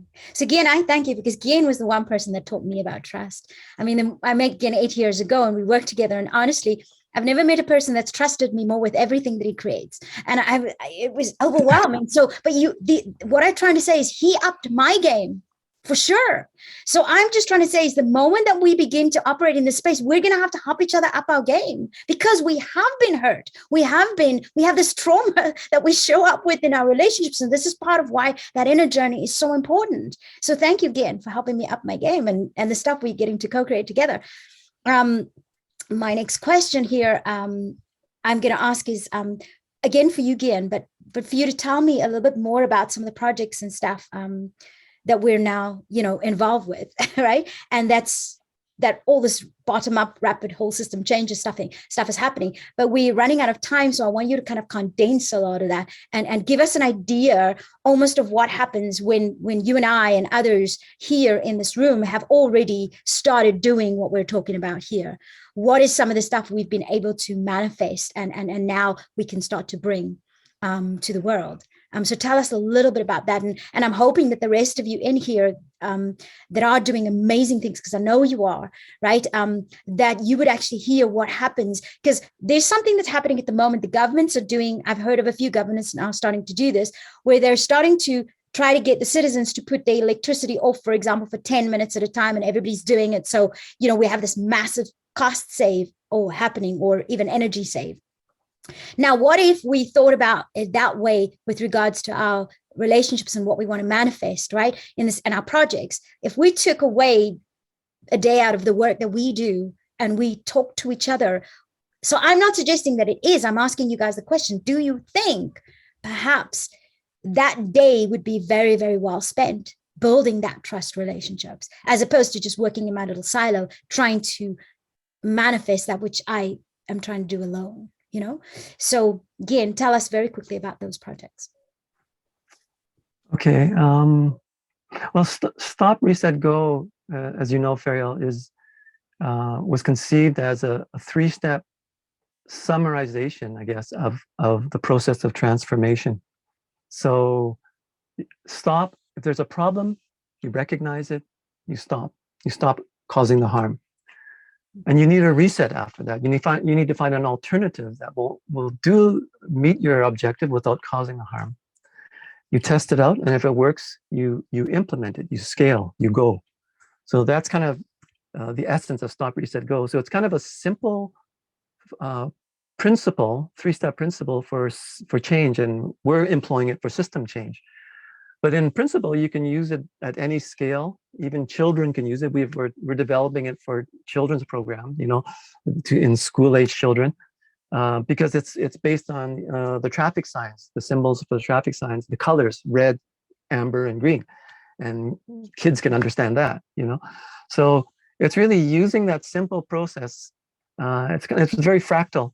You can use that iteratively and at multiple scales and in multiple dimensions, within a complex systems framework to actually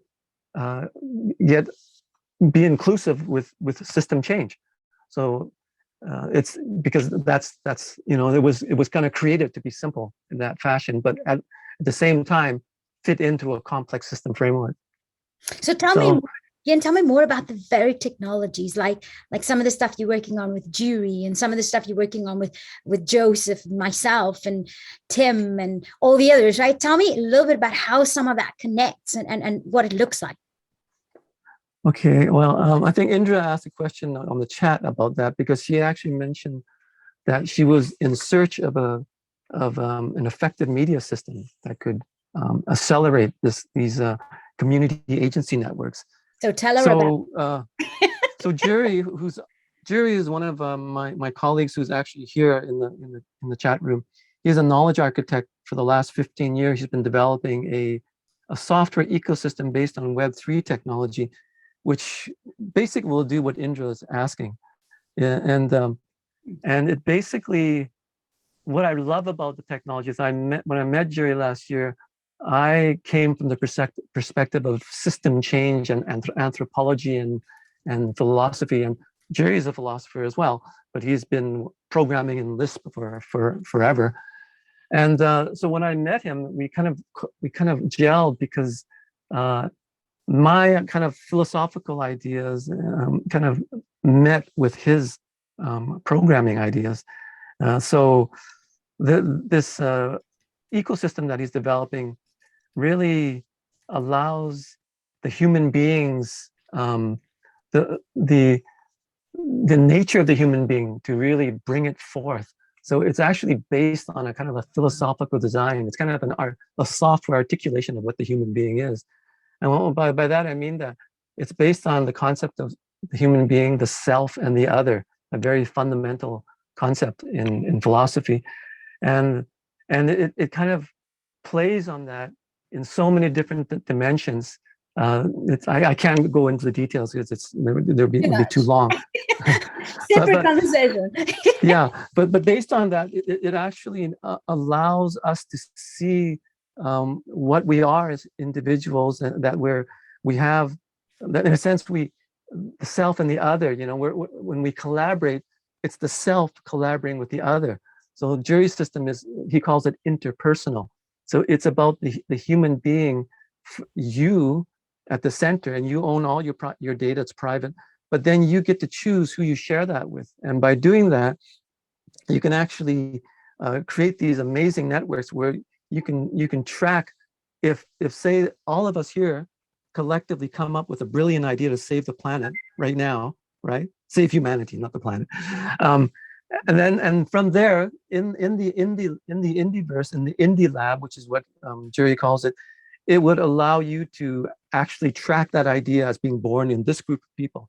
And then if we're in the Indie Lab, in that ecosystem, and we go and share it, like Thomas goes and shares, Eva does, Gavin does, Joel does. And if you're in the Indieverse or in the Indie Lab, then it tracks that you shared it with another group, whoever you shared it with. So it can actually track the proliferation, the spreading out of knowledge. And this is amazing. If you think about the ramifications of that, it's mind-blowing, right? But what it allows you to do is allows you to see where that knowledge was born and where it went to and how it emerged and how it evolved, right? And that's quite fundamental. It actually augurs a revolution in knowledge management. But that's one aspect. Another aspect is, of course, the deep humanity that we've been working on, the praxis for inner development. Well, we're going to get to that in a moment. So Andy's going to touch on that for us. So I'm going to stop you there again because we are now starting to run out of more time. But what I want to say to the group here is anybody interested in what Gaines just talked about. Now, there's so much more he can tell you about this. And there's so much more that Juria has planned for this and that is possible with this, right? That we can't share here. So I say, reach out to one another in the chat, form a Zoom conversation, and let's get cracking on that one. So the next thing that I want to talk about is what Gain just actually mentioned, which is this inner development stuff, right? Because all of you panelists kind of touched on that and said, actually, it boils down to our own personal capacities. So I very quickly want to tell you a little bit more about something that we designed. So I guess, well, before I go there, to be honest, I want to ask all our panelists one question, and I want you to take just a few sentences, not long, but give me very short, a minute, 30 seconds, right, on why are we struggling to make the shift towards this more sustainable eco-civilization? So from your perspective, one thing that you think that is. Okay, so I'm just going to call out randomly and we'll just go from there. So the first person, let's go to Thomas.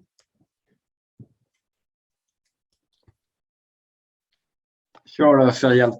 Well, I think a very short answer is because it's nothing less than the evolution of our civilization, no? And that is threatening for many of us. We fear to lose the world as we know it, and our sense of identity also associated to it, that is just jumping into the unknown. And many people we know sometimes prefer to die with what they know than to experience something really different. Thank you. So we can't let go. Okay, Indra, what's your response to that? Well, I think that I would slightly flip it to say maybe we're not struggling as much as the narrative says we are. Mm-hmm. So I think to get over this idea of our powerlessness and really pay attention to what is actually happening and has been happening, not only in the last 3 decades, but as Thomas suggested, it's really a point in our evolution. Once you let that, maybe let that happen, allow it, you'll see that it changes everything for you. Wow, thank you, Indra. And Gavin, what do you think? Sorry, I love both those answers, and I feel I'm going to merge them because I do feel that totally it is happening, and it's partly the awareness that it's happening that is holding us back, because not many people are as aware of all the things that are going on.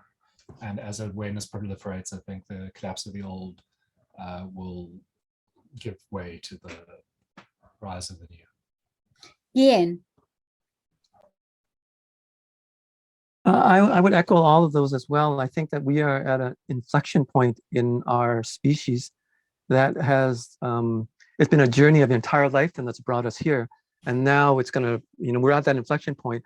And in order to move forward, we actually have to make sense of what it's meant to be a human being that's caused us to reach this point. So if we can understand that, if we can bring that sense making, then we can help people to actually arm them with the tools they need to actually say, wow, that's it. That's the insight. That's the epiphany to start moving forward. Thank you, Gian. Andy.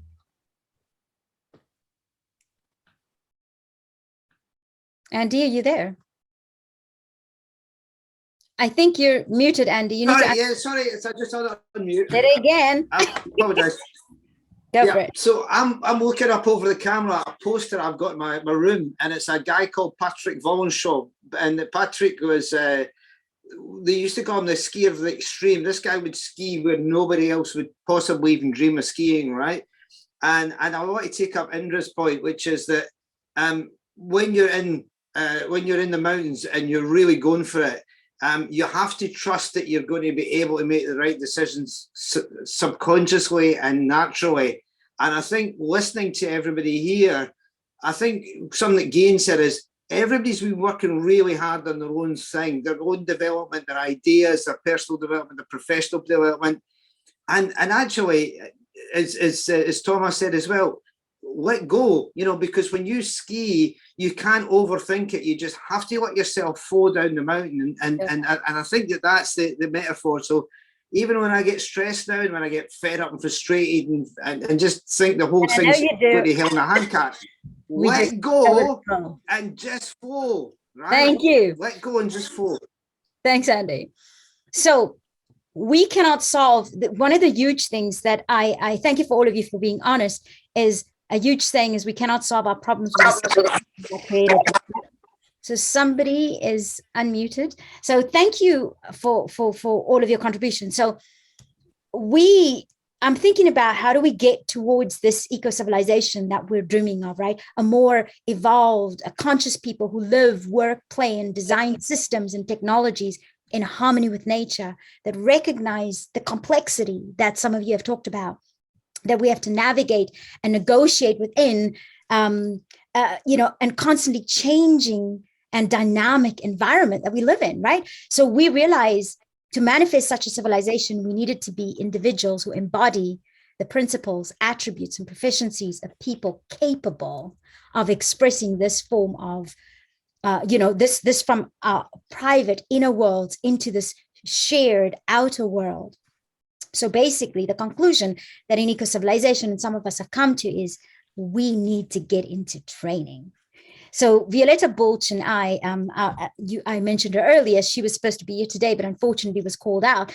So our Ecocivilisation, she is our global chair, and her and I talked, and a few months ago, we set out to create what we call the Eco-Citizen Academy. So this is answering that question of we cannot solve our problems with the same stuff, the same thinking that got us here. So now it's going to put us, we all mentioned it here about that inner transformation that needed to take place. And this was not for some of us. This was all the way from our leaders to our, to the child at school. There needs to be, because in the past, we've put a lot of our attention and our focus to gaining cognitive knowledge, which there's no problem with that. But now there's a serious imbalance with the emotional knowledge, the emotional IQ, the other intellects that we don't have very often. And why, when we try to work together, when we try to create projects together, they tend to fall and we create these roadblocks because relationally, we're not able to cope. That said, we then went ahead and we developed what we call ECA, the Eco-Citizen Academy. So I'm going to just take a few minutes and tell you more about this, right? So Eco-Citizen Academy provides a space for people to embark on evolutionary learning experiences. We call them sense-making and being journeys that help us understand and develop a familiar yet evolved problem-solving strategy, again mentioned earlier. And when it's applied, you're kind of searching for and exploring potent solutions to individual, business, community, and global challenges. So this familiar three-step problem-solving strategy is one that, as Gian mentioned, we called it stop, reset, go. Because since we were little, we learned you got to stop, look at, orange, red, green, and, so it's easy for us to kind of think about this in this way, right? Because stop, reset, go, and it is applied as follows. We stop. So I'm going to say this very slowly. We stop doing the things we recognize as causing harm and commit to change. We reset the values, norms, and behaviors that have led to this harm and test out viable alternatives. If any of these alternatives work, then we go towards fully embracing them and replacing our outdated, ineffective ways, mechanisms, systems, products, technologies with these new, more effective ones. So the ECA facilitates a range of interventions based around this approach.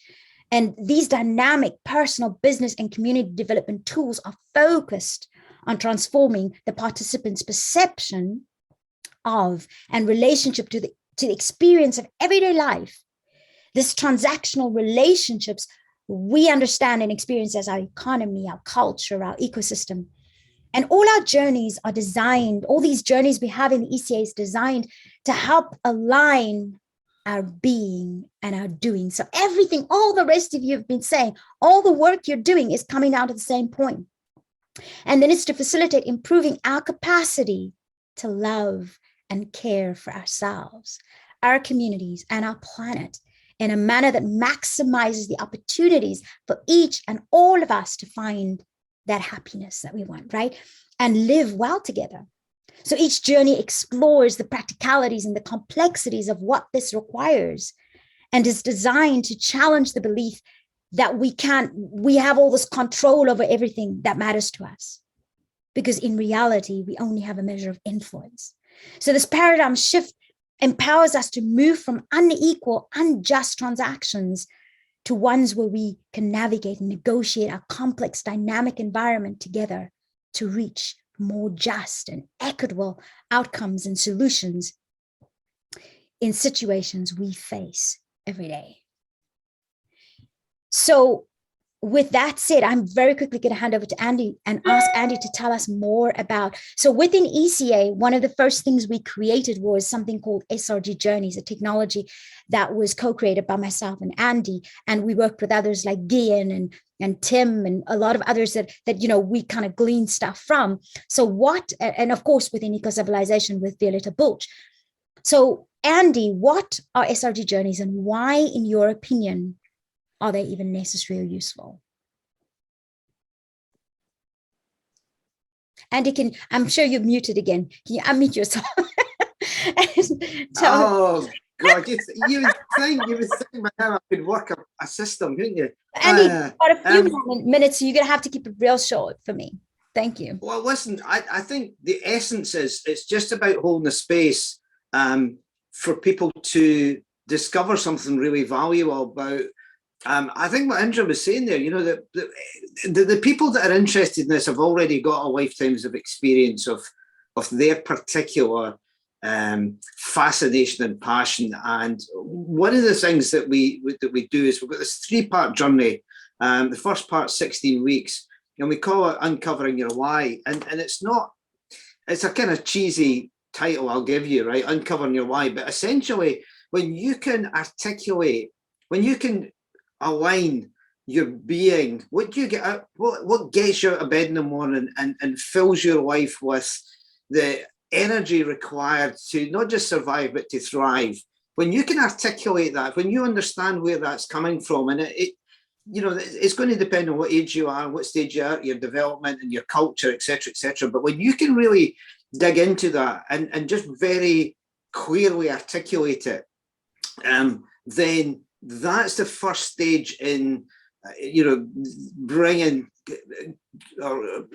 community self-organizing, because people have said it to you, Phil, that when you've got that energy, that something about you, it's attractive. And what we're trying to, I suppose, do in the first part of the SRG journey is get people to become that magical version of themselves that people just go, I don't know what that is, but I want a bit of that, right? And once you start to attract that in, then the second part that we're developing is really saying, okay, so what is the essence of how your wisdom can be disseminated against people that you're now getting interested? So everybody here, essentially, I think, has got some well-developed wisdom, which is across that inner and internal being and the external being. Again, we played about this idea about that we are psycho, bio, social, cultural interbeings, that we're completely ourselves and yet we're completely part of and connected to our culture. So how does that break down?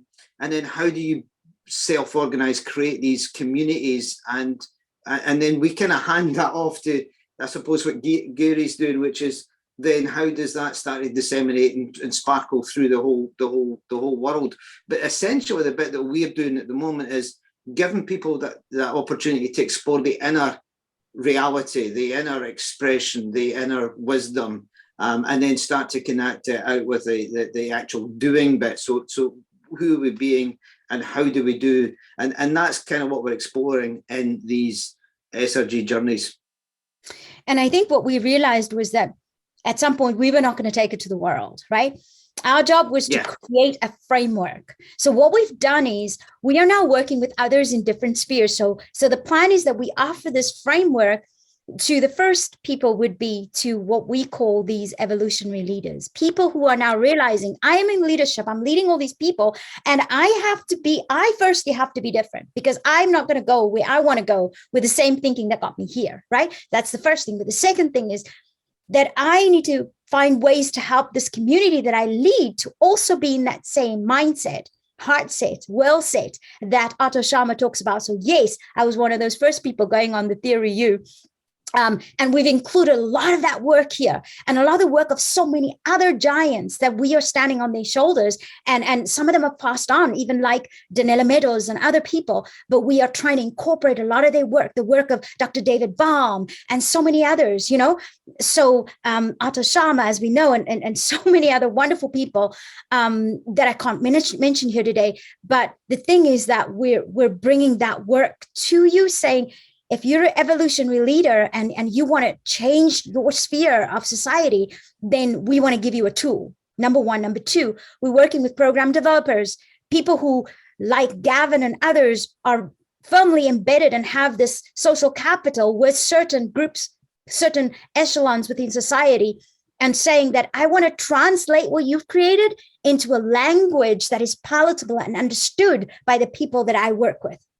Right. So we've got an educator coming in, for example, at the moment, she's India, Anna-Marie van der Walt, you know, and she's translating for children and young people. So that will be a next version we'll create because children don't absorb information the way that we do. So they want to be practical. So we cannot talk about all these big interbeing and all these crazy words with them. They're not getting that. Right. So we have to translate it in a way so that we speak in their language. When we talk to factory workers, when we're talking to people in government, when we're talking to policymakers, when we're talking all these different people, they need it presented in a different way. And Andy and I knew we didn't speak all those languages, but we could bring a framework to you, for you, and we work closely with you to develop that. And then we've got our third set of people, which are our facilitators, people who have dynamic personalities and they're coaches and teachers and guides, and they already know how to take this information to people. And so right now, those are the three categories of people that we're going to be working with. So before I just close this, I want to give an opportunity to some people in the audience that also have these amazing projects that they're working on.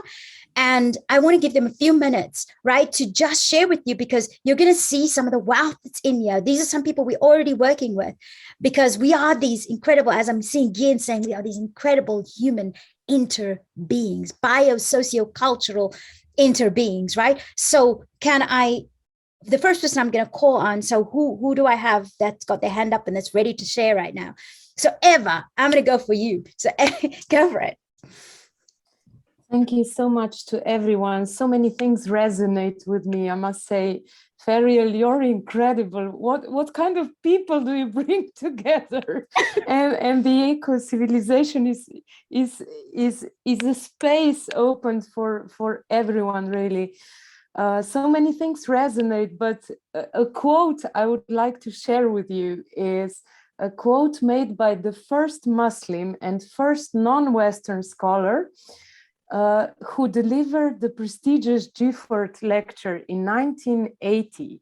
So he said, in traditional societies, nature was seen as one's wife, but the modern West turned it into a prostitute. And he also said that the environmental crisis has deep spiritual, philosophical, religious roots and causes It's not a result of bad engineering. And I think Giga said in the chat, yes, we have to address it differently. It's not the way we addressed previous problems. Bateson once said that, I think also Andy mentioned once people change, everything changes. We don't have to change the people, you know, we just have to change the ideas. So Bateson said, if you change an idea in a social ecosystem, the change of the system itself will happen. And this is what actually is going on. Ferial, you mentioned, I could present very briefly, very quickly, what is going on in Slovenia. So Slovenia country chair of Ecocivilisation, Sonja Klopčić. She's a best-selling author. She's the AEIOU leadership founder. She was a successful CEO and chair of board and in so many companies, an inventor, etc. And she created a space together with 𝘮𝘰𝐺𝐸 and me, myself, the AEIOU universe, which is a space for global learning of sustainable leadership. Why? Because we have to, first, if we want to change the systems, we have to start with ourselves, but the time is running out. Running out, girl. So what Sonja actually did, she saw where is the influence, the biggest influence in companies, it's on the top. So if you want to change the leaders, you have to give them very, very simple tools, not too expensive, not too complicated. And she said every alphabet starts with the vowels. Every language has the vowels, the AEIOU. And she got all the traditions, all the knowledge of so many different spaces. Yes, and the A comes from aruha, which means to lead with love. The E comes from ib, which is the interconnectedness, the ecosystemic view. The ikigai comes from Japan, as you know, it means the meaning and the purpose. Why am I doing this? The oikos, the O stands for oikos, which is creating value for all, not just for myself, not just for the profit. It's Thomas said it's so exceptional is the distinction between the have and the be. There are very few languages. I'm a linguist, I speak 8 languages. Very few of them don't have the difference. They say in Russian, for example, they say, there is within me. You don't have the word for having. У меня есть, which is, I have it here somewhere, but it's the be, not the have. And in Hebrew, you know, the word for be is completely different. It doesn't have the present and so on and so forth. So bravo for the distinction, because I make the difference when I talk to people. What is your major vision? Is it the be or the have? If it's the have, then probably we won't go along for a long journey, I think. And as for the last one, which we also spoke about, was the trust and the trust-based relationships. And this is the U, Ubuntu. So the AEIOU stands for all the traditional wisdom from everywhere in the world, made so very simple. And as I saw it myself, because I went to those learning programs from Sonja, it works. Yes. So I'm inviting all of you, because this is a universe evolving, really. And I would be so very pleased if all of you would join in a way. I don't know in what way, but if we co-create, we create something new, and something exceptional will evolve, I'm sure. Thank you. Absolutely. Myself and Eva are talking as well, creating some of these learning things for women, because that's how she came, into doing AEIOU. Excellent. Thank you. Next, I want to call on Meg Rivers. She's from Bloom. Meg, are you there? And Meg? Yeah, hi. Thank you, Meg. I'm here. I'm a co-founder of Bloom Network. You can check us out at bloomnetwork.org. We are halfway through a new platform build. We're building a new social media platform. It doesn't have a chatter feed. It doesn't have comments. There isn't a space for argumentation and sort of ugliness to occur. There will be a chat client so you can meet with people, but basically it'll be a feed of regenerative actions and things that are going on around the world. So people on the ground. Bloom Network is at its core a local to global network. We are hoping to create groups that ultimately will be stewards of and managers of local watersheds. We create those groups and nurture them to permanence in their communities. And permanence looks a lot different for different communities. It might be an art gallery, it might be a coffee shop, it might be a farm, it might be a church. But once those cultural centers are created, then they do become supported by their communities. So we all talked about how the major crisis is one of consciousness.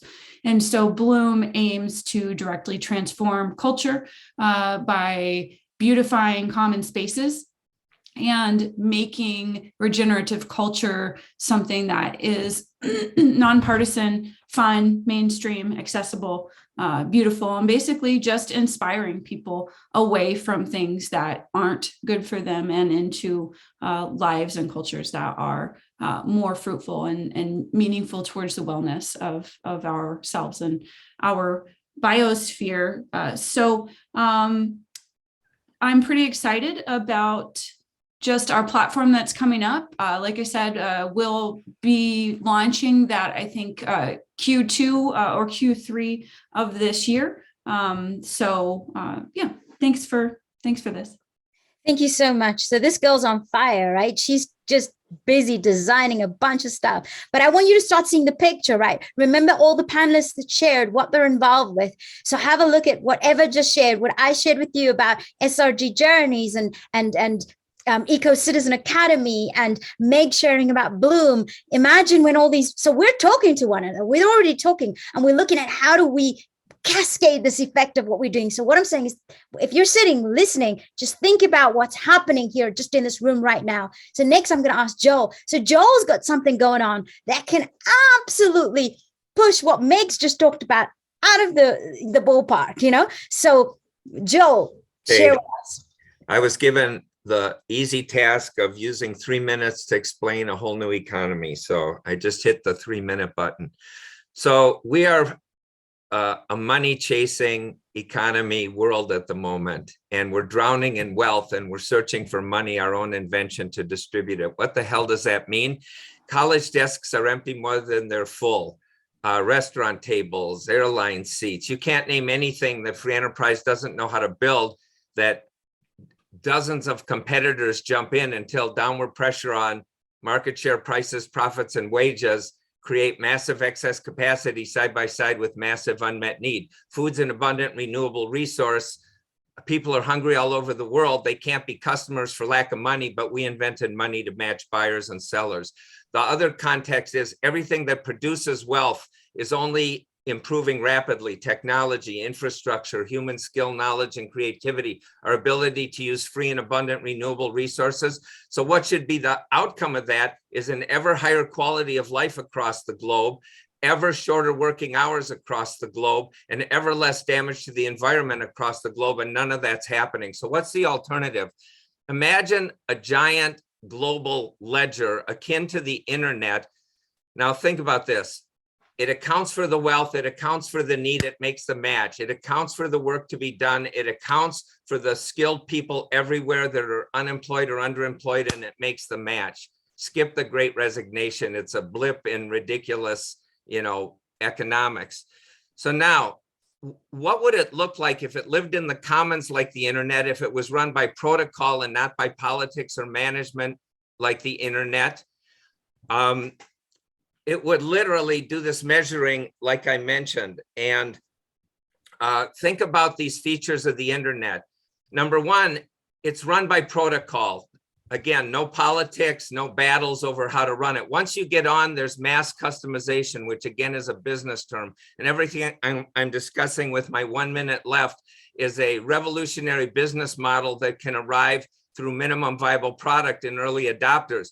Now think about this. You get on the internet by following the rules, but then you can do e-commerce, you can do charity, you can do porn, you can be for against abortion, for against guns, for against drugs. So it's a way to get along by doing your thing and not interfering with how others are doing their thing. It's as acrimonious at the moment as is all internet communication, but if it lives in the commons, if it's powered by protocol, if it focuses on wealth and not competition over money, we're in an entirely new world. And the whole system literally lives inside the loyalty reward industry. I'm going to give myself 10 extra seconds and say why. Loyalty rewards monetize excess business capacity, and they're not a circulating currency. They're a ledger. They're issued, redeemed, and taken off the books. The companies don't get them back to pay vendors and to pay employees. So we're talking about a system that is not something you can compete over. It's only inherently cooperative. Thank you. And thank you, Joe. And I'm just dollars. So people, if you're hearing some potential there, please speak with Joel. Tim. Thank you very much, Ferial. Thanks everyone who's been here and sharing such interesting things. I'm Tim. I'm the founder of Social Systems Lab, which our first lab is in Cape Town. I'm from Canada and Sweden myself, but I reside in Cape Town. And our major project now is Kodu, as a pro-social network for change makers. We build tools for change makers, and what we are attempting, our next major stepping stone, is building a decentralized network based on the same technology that Gian referred to, IPFS, with the identities that function as nodes in a network, and allow everyone to connect directly with each other, whatever network they belong to. We all maintain our own connections. And it is also, and we also maintain the entire network through our phones, where we don't actually need a third party. We don't have anybody, our information not filtered through third parties, so we control our own information, we control our own relationships. And we have two interfaces we're working on. One is the classical atlas, like you would see the community agency networks and other things. You can see them on where they are located geography. You can sort of match your skills with the needs and the requests of other people in the network or other projects in the network. So it's sort of almost a bit like a matchmaking site for change makers. And the other interface we call the Holoverse, which is more a relational space where you actually see your relationships, and you can drag and drop people in concentric circles depending on how close they are to you, and depending on how close they are to you, that defines what type of information you share with them. And this is all completely encrypted. So if say Ferial and me and Gavin want to have a conversation, we drag and drop ourselves into this particular circle. We have a conversation. There's no way for anyone on the outside to know that this conversation is even going on, which I think we can all see has some, if it works, it has some fundamental implications for both identity and democracy.